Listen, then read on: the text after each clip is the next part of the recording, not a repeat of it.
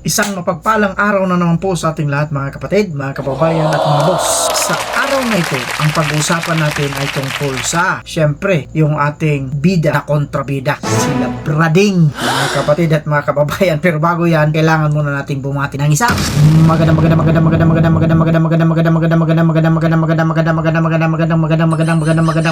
Magandang umaga po Luzon, Visayas at Mindanao. Syempre pa sa mga kapatid natin na nasa iba't ibang panig ng mundo, mga kababayan. Magandang umaga, magandang tanghali, magandang hapon, magandang gabi po sa inyong lahat dyan. Narito naman po ang inyong lingkod, Boss Rick, sa programang nagbibigay ng impormasyon at syempre entertainment. Bago tayo magsimula sa ating programa ngayon, ay dadako muna tayo sa ating mga comments at shoutout ninyo. Babasahin ko. Kaya magsimula na tayo para makarami na. Eto na. Lashing Panyinga, no need na pakita mukha mo. Alam na namin yan. Mas pogi pa profile namin. Hahaha. Mula kay Boss Jomer Sandro. Tama naman. Kasi papakita lang ang mukha niya. Kailangan mo pang magbayad, di ba? Ano siya? Si Tom Cruise, yung kapatid ni Terzo Cruz na nakatira sa Santa Cruz. Yung ba yung gusto mo mangyari? Panyong Cruz? O, tuloy-tuloy tayo. Mabuhay ka, Boss Rick. Mabuhay ang ANC. God bless us all. Lokal ng Cordon, Isabela South po. Pagbati mula kay Dudes Gilasio. Maraming salamat po. Ito pa. Shoutout po kapatid from Bicol, Kamsor. Pagbati mula kay Martial. Shoutout po sa inyo dyan kapatid. Maraming salamat po. Ito pa. Good morning po mga kapatid. Happy watching po from lokal of Manama District of Bahrain. Ang pagbati mula kay Ferdinand Palma. Maraming salamat po kapatid. Ito pa. Watching from Nueva Vizcaya. Galing kay Hamil Felicia. Maraming salamat po. Ito ba? Kapatid na boss, sa Cagayan de Oro po kami. Good job kapatid. Galing kay Agustin Ganzan. Maraming salamat po kapatid. Ito ba? Boss Rick, good eve po. Sana mapanood mo yung content ni Just Vlog. Isa din po siyang kapatid natin. Topic niya doon is about po kay Epipanyo Labrador. May iba pa pala pangalan si Labrador. Ingat po. Maraming salamat. Galing kay Boy Diwa 66. Maraming salamat po kapatid. Siyempre, napasyalan na natin yan kanina si kapatid na Just Vlogs. Pakisuportahan din po ninyo ito. Isa rin itong ANC Defender. Maraming salamat po. Eto pa. Ayos. Tapos ang video. Tulog na po tayo. Ang galing ha. Galing ito kay kapatid na Binuki TV. Maraming salamat po kapatid. Eto pa. Bakit ba galit na galit si Aling Marie kay Kong Marcoleta? Wala namang ginagawa masama sa kanya.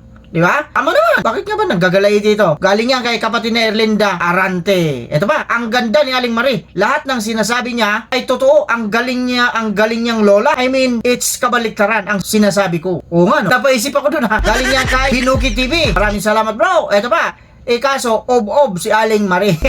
Yun lang. Galing kay Vloggeres. Shoutout sa inyo dyan. Maraming salamat po. Ito, bayaran ka rin pala Aling Marie. Pagkatapos ng eleksyon, malamang nababaliktad ka na. Ganyan naman talaga ang mga ugaling dyan eh. Galing ito kay Boss Christopher Banikid. Maraming salamat boss. Ito ba, hello po kapatid. Pa-shoutout po mula lokal ng Quezon, Isabela West. Pagbati mula kay Rigor C. Maraming salamat po. Ito ba, good day po from Jesus Malyari. Magandang araw din sa'yo kapatid na Jesus Malyari. Maraming salamat po sa pagbisita mo rito. Pakisuportahan po ninyo ha. Good morning po idol from Sunday Mercado. Ano ba? Bro, magandang hapon sa iyo. Ingat lagi from Cebu. Pagbati mula kay kapatid na Noel Hermanillo. Maraming salamat po kapatid. Ito pa, mabuhay kapatid, lokal Araneta. Pagbati mula kay Corazon de la Cruz. Maraming salamat po. Ito pa, tuloy-tuloy tayo. Ang ganda naman ng background mo boss. God bless po sa channel mo kapatid. Maraming salamat po. Ang pagbati mula kay Erlinda Arante. Shoutout po sa inyo. Ito pa, pa-shoutout naman po dito sa Boracay po. Idol, sure yan boss. Ito pa, mula kay Sami Trabahada Cooper Senior. Maraming salamat at eto pa, magandang gabi kapatid. Misamis Oriental CDO mula kay kapatid na Alma. Maraming salamat po kapatid. Shoutout sa inyo dyan. Sabi niya mismo 80k araw-araw. Tinatanggap daw siya. Ano nangyari? Ha. Pag sinungaling, sa bibig mismo din nahuhuli at hindi na kailangan makita pa mukha niya dahil matagal na lang nakita. Galing ito kay Beverly Halali. Maraming salamat po. Ito pa, Lashing. Hehehe.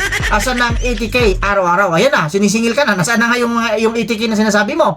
Oh, kanino galing ito? Of course, galing ito kay Make It Happen.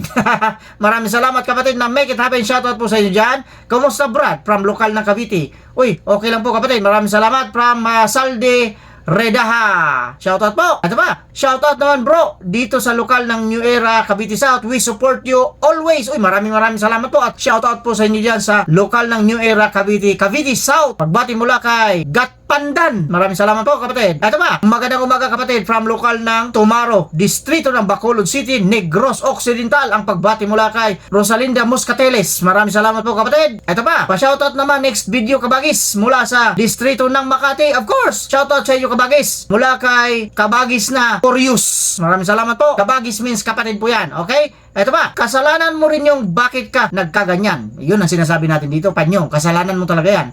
Nasisi ka tuloy ni Orlando Dacasin.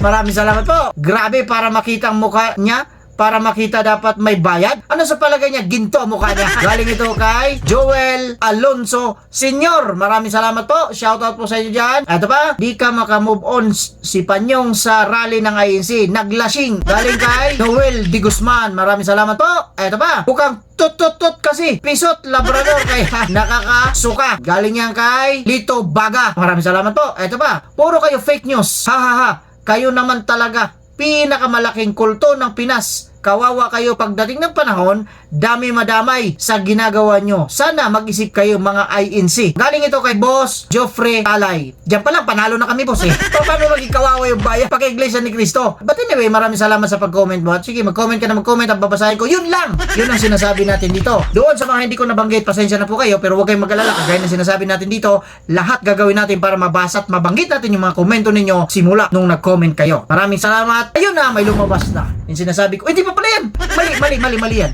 Kaya ito ngayon ang panunuorin natin, sabay-sabay natin panunuorin itong walang kakwenta-kwentang video ni Labradeng. Kaya simulan na natin. Labradeng, pasok! Dito po sa ating programang Reaction Mo Birada po. So sa araw pong ito, mga minamahal ko mga kababayan, bagong lahat, pinasasalamatan muna po natin ang ating minamahal na Pangulong Ferdinand Marcos Jr. at syempre ang ating minamahal na House Speaker Martin Romualdez. At syempre ang ating minamahal na First Lady Lisa Araneta Marcos. At syempre ang ating mga kababayan sa abroad, lagi po natin nakakasama sa bawat araw po na tayo po mayroong mga mahalagang pinag-uusapan dito po sa ating programa ang Reaction Mo Birada ko.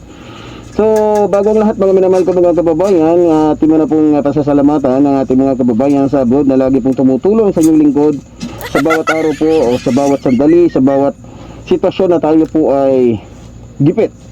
So maraming salamat po sa inyo. Hindi ko na po babanggitin kung sino sila sapagkat alam naman ninyo na yung mga supporters natin minsan ginigipit din sila, iniipit sila, tinatakot sila ng ating mga kalaban.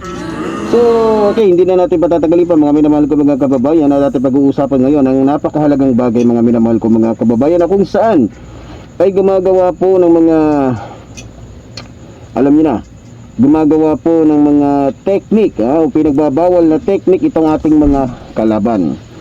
So dito po sa gilid ko makikita nyo po, may makikita po kayong picture dito, larawan.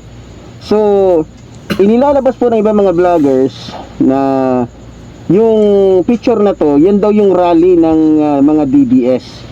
Yan daw yung rally ng mga DDS para sa mga Duterte. So ngayon mga minamahal ko mga kababayan, tinanong ko, napanood ko rin sa ibang mga vloggers. Alam nyo, nakikita ko dito mga minamahal ko mga kababayan, napaka-desperado na po. Desperado na po talaga ang mga Duterte na manalo sila. Eh biro nyo ba naman? Pati ba naman yung dami ng tao na pumunta sa Sinulog ay ginagamit ng mga vloggers ni Digongyo. Ginagamit ng mga vloggers ni Digongyo para ano? Para sabihin na maraming mga tao, mga Pilipino na sumusuporta pa rin sa kanya. Pero kung makikita nyo po mga minamahal ko mga kababayan, mayroon pong isang vloggers na nag-explain nito. At napanood ko yung kanyang vlog. So para po maintindihan ninyo, ito panoorin po natin. Good morning pala dyan guys.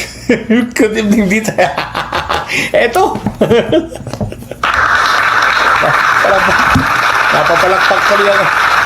Guys, ito yung mga kumakalat ngayon sa Facebook na ito daw yung rallying nangyari sa Cebu ng mga Duterte. Unang-una, fake po. Nag-fabricate na naman at nanguha na naman ng mga picture itong mga bobong didilis na ito. No? At pati explain ko po sa inyo kung bakit Hoy mga didilis, makinig kayo. Unang-una, sa taga Cebu ako. Okay? Nag-rally, ang rally ninyo ay ginawa dito sa bakanting lote sa harap ng Park Mall, sa gilid ng Bay Hotel, no? At yun ay malapit sa Mandani Bay, okay? Itong puting nakikita niyo po dyan, itong puting ito, yan po ay SMC side. At ang picture pong ito po ay picture ng sinulog. Ayaw, di ba? Ayan, napanood naman natin yung video ni Labrador. Walang kakwenta-kwenta nito. Suko na ito eh. Kulang na lang mag-hands up ito eh. Sukong-suko na. Bakit ko nasabi yan? Kasi siyempre, hindi na siya bumabakbak sa Iglesia ni Cristo kasi nandito na rin si Boss Rick. Mayayari siya. Talaga hindi natin tatantanan yan. Pagka siniraan yung ating samahan, nako, hindi kami tigilan namin. Marami kami. Isa lang ako doon sa mga makukulit na gagawa sa'yo. Pero ganun pa man, ito yung sinasabi niya. Pero napansin ninyo, pagbati pa lang palpak na eh. Kagaya rin ito ng kanyang ina. Talaga mag-ina ito. Pati ang mga tao sa sinulog, pinakikialaman niya na ito wala nang value ito, low value na ito. Tinitira niya yung mga tao sa sinulog keso ginagamit daw ng mga DDS vlogger. Eh ano naman para sa'yo? Big deal ba ito sa'yo? Walang kakwenta-kwentang video pero bigyan natin ng reaksyon nito para naman matuwa ito. Talagang ipapakita niya mag-ina talaga sila. Ito sabi niya, isang vloggers daw. Isang vloggers daw with S na naman. Panyong, kamusta ka na? Kamusta na vloggers? Ito pa. Sabi niya, napansin ninyo, kumuha pa siya ng kauri niyang vloggers. Nagpatulong na, naglagay na rin dyan ng vloggers na para maging supporting documents, kumbaga, para maging katotohanan naman daw yung kanyang mga sinasabi. Pero wala pa rin sinabi. Mukhang bumaba ng talent fee nito.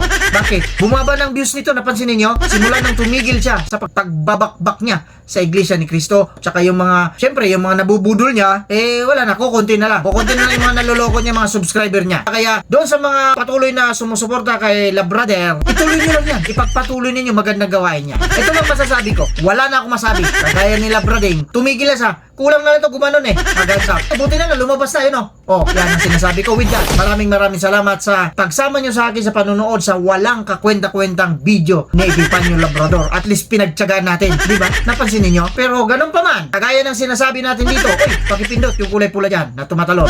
Kagaya ng sinasabi natin dito, mag-iingat tayong lahat. At syempre pa, pwera lang sa mga taong ganito.